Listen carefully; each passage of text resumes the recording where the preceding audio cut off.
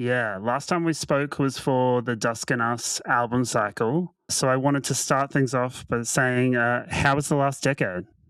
The last decade, wow. Well, I've had 2 children in the last decade, and Congratulations. made a bunch of records and all that. Sorry, my wife is texting me right now. No, that's built another studio. What else have I done? I'm in my 50s now. I don't know. This, time moves on. Time presses on. Yeah, I'm rapidly approaching 40. So, and I've recently had a baby girl. So I feel like I'm in the same mode as you, maybe just like a decade earlier.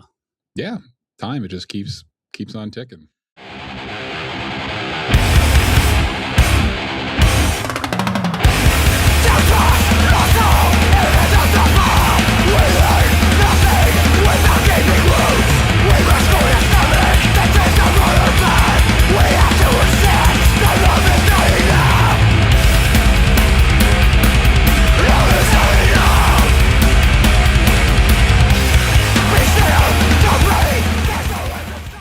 I was revisiting that interview that we did a decade ago, and there's an interesting bit in there where I asked you about the gap between All We Love, We Leave Behind and The Dusk and Us, which was about a 5-year gap.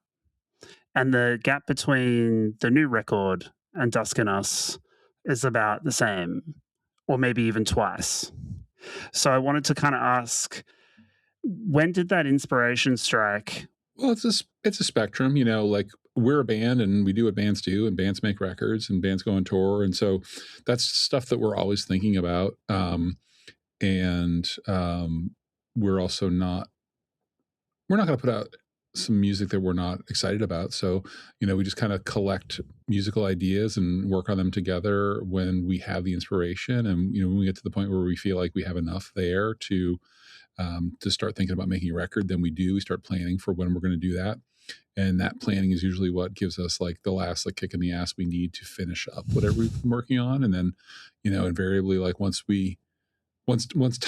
preparation time runs out, then the album is what it is. And having a deadline is good, but we're also not concerned about,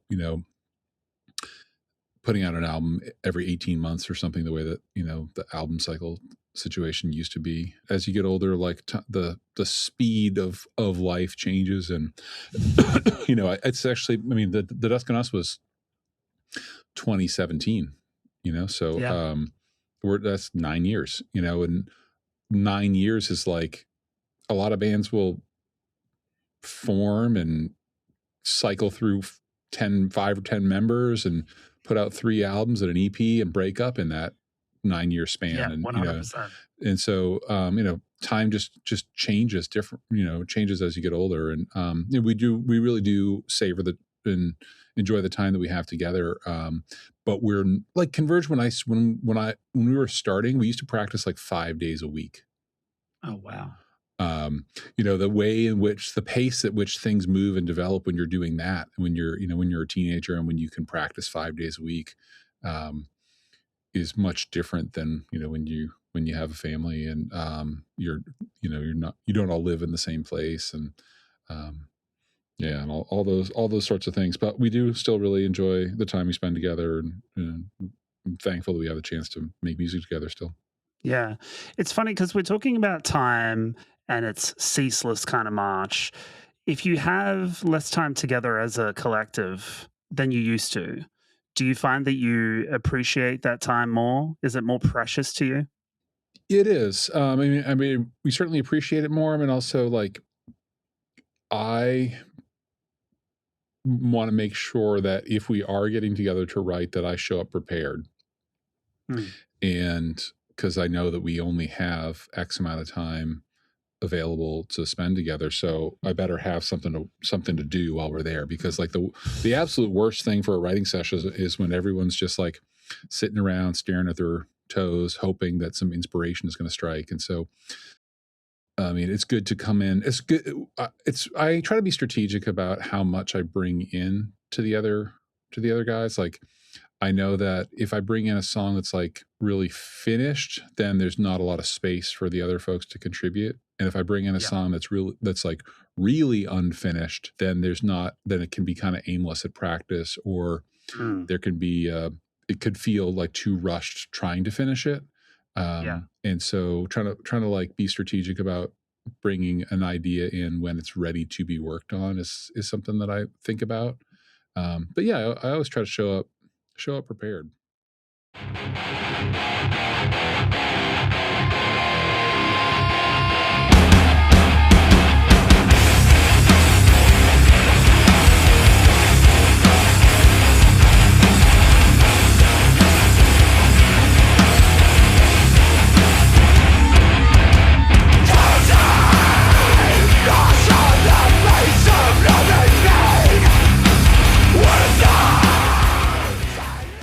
I was watching the recent Audiotree session that you guys did a couple of months ago, and there's a really interesting part in there where you talk about the bulk of material and saying that, maybe 10% of that makes the cut. So I wanted to ask, how many songs did you go through for Love Is Not Enough?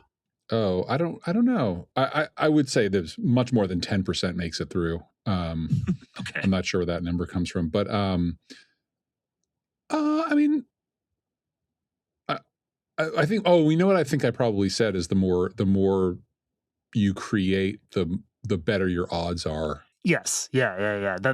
That was the quote. It's like if 10% of what you do is good and you write 10 songs, then maybe one song is good. But if you write 100 songs, then maybe 10 songs are good.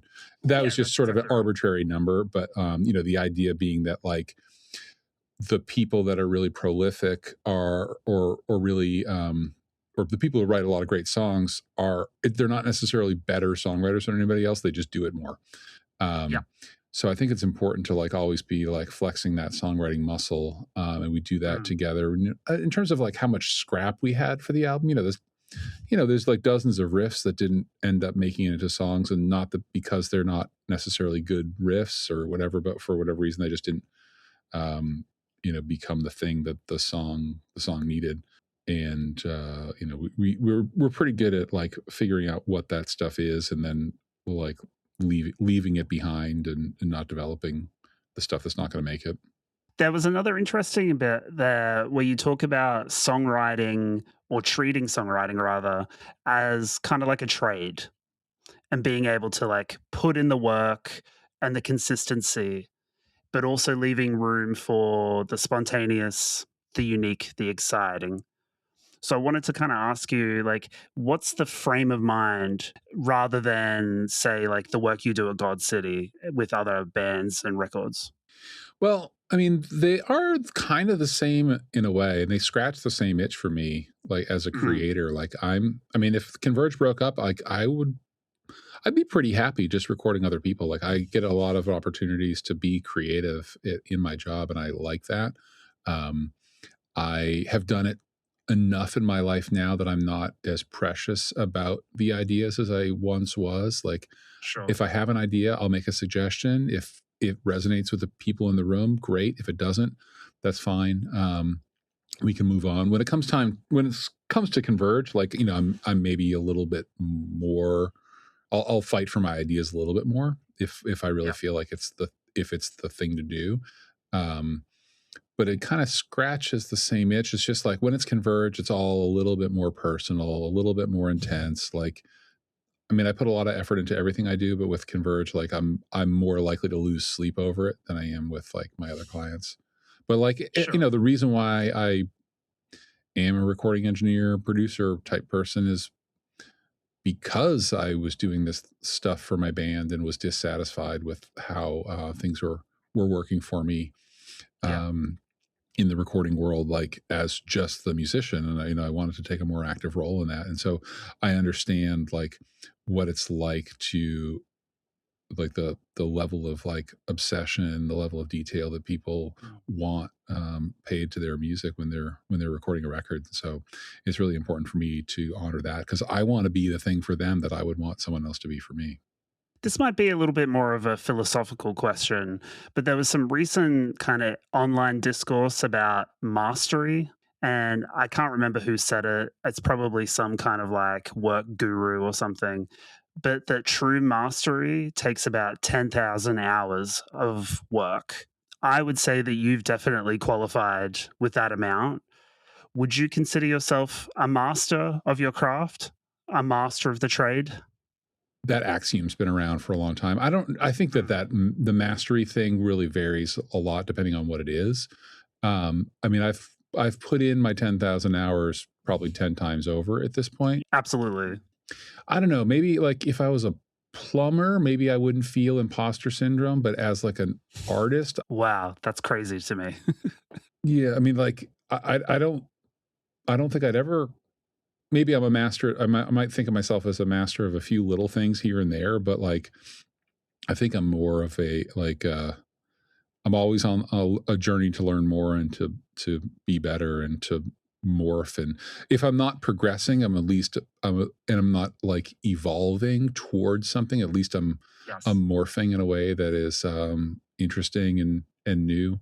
And I think it's about the journey and not about the destination with that kind of stuff. You know, it's like I became competent as a guitar player within the first year of playing, and I haven't progressed like technically that much in that time, but I'm different. You know, Yes. I think I've progressed a lot as a songwriter, but I haven't progressed like a lot as a player. Um, I think I like to think that I've progressed a lot as a producer, engineer. Um, but then, you know, sometimes records I did 15 years ago are arguably better than something I've done last week. And what the reason for that is, I mean, there's a lot of factors, a lot of minutia when making a record. Um, but like, you know, I think I got to a level of proficiency with that, and I've been at a level of like, you know, reasonably high proficiency with that for a while now, but I still don't feel like I'm satisfied with where I'm at. You know, I want to be able to do more. I want to be able to do better. And, you know, I want to be able to be everything that, you know, my clients hope that I can be. I never said what I meant to. Nothing can make me forget you.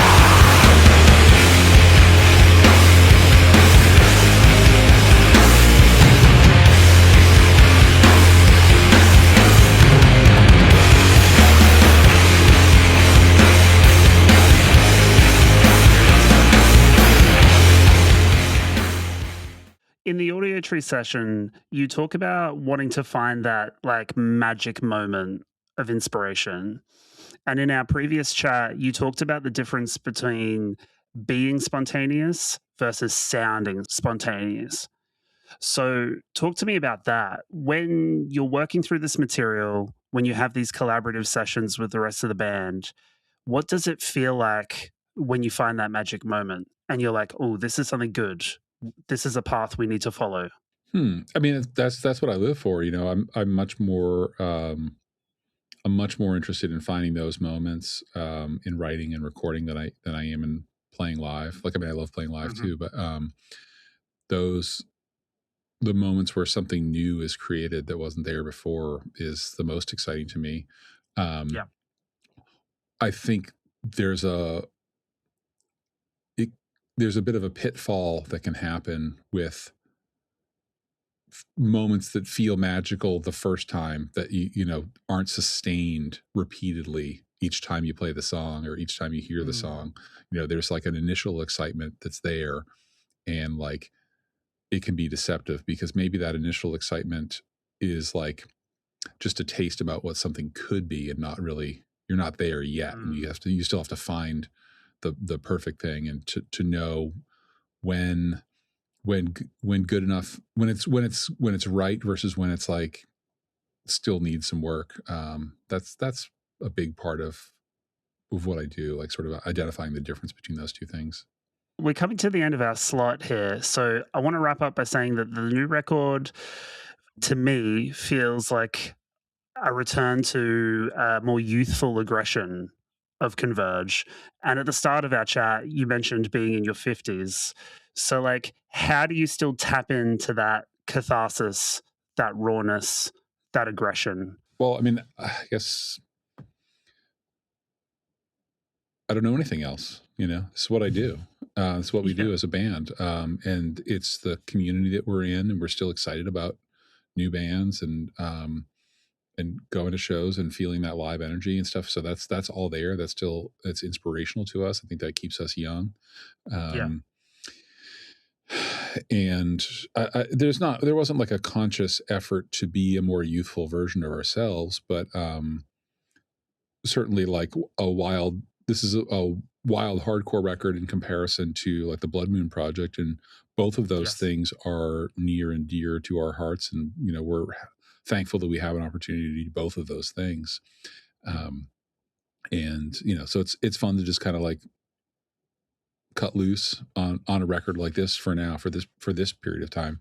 I felt that it was very lean and mean. It's like 4 minutes longer than Rain and Blood. Excellent. We haven't thought about or talked a lot about the current state of music, but we are aware that people are not consuming music the way that they used to, and not listening to full albums all the way through. They're certainly not listening to double albums, which we often end up having double albums. And it's doing that is a way to have people not be able to focus on and absorb all the material. And we love, we want people to be able to like sit and listen to the album in one sitting and be able to absorb it if they want to, and not to have it be like trying on their patience. So like, some of our favorite albums are short, to the point, and very impactful, and leave you wanting more. Like, Rain and Blood, for example, or like the 2 Lifetime albums. It's a lot of great stuff like that it doesn't have to be a long album to be an impactful album. And so I thought we felt that it was better to leave people wanting more. Yeah, perfect. And on that note, we'll leave people wanting more. Thank you very much for coming on the show, Kurt. Yeah, thank you. Hello, Owen popping in to say, please sign up for the TPD Patreon. This is what helps us keep the lights on and keep the show going. The link is at the bottom of your screen right now, patreon.com/tpdpod. All of our patrons get exclusive access to Side B of our roundup episodes, so you get a few extra tracks, as well as our feature album discussion and the full show experience. Our patrons also get exclusive access to behind-the-scenes, off-the-cuff chit-chat from all of our guest episodes. But the patrons are the ones who make all of this happen. For as little as $5 a month, you can sign up to the TPD Patreon, and it really helps us out, really helps us keep the show going. So shout out to all of our patrons, shout out to our executive producer patrons. You're the real ones. And thank you so much for watching the show.